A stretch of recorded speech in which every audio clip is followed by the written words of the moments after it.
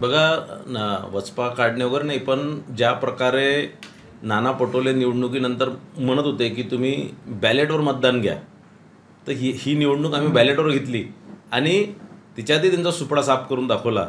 या माध्यमातून नाना पटोलेंनी आपली जी या निवडणुकीत ते जे पराजय झाले ते त्यांनी आपली हार मानून घेतली पाहिजे आणि आता जो जनतेने जो निर्णय दिला त्याला स्वीकृती केली पाहिजे. निश्चितच ते आता ग्रामपंचायती आणि नगरपंचायतीवरच कॉन्सन्ट्रेट करतील मला असं वाटतं. आणि ज्या प्रकारे संपूर्ण महाराष्ट्राच्या जनतेने काँग्रेसचा सुपडा साफ केला, त्यानंतर मला असं वाटतं की नाना पटोलेजींना पुढं काही स्कोप राहिलेलं नाही. बघा, असं आहे, कोणाचा राजीनामा घेण्याचा किंवा हा काही कॅबिनेटमध्ये निर्णय होत नसतो.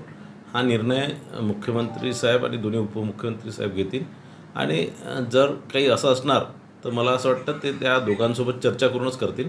मला असं वाटत नाही की आज काही असा कोणाचा राजीनामा वगैरे होणार.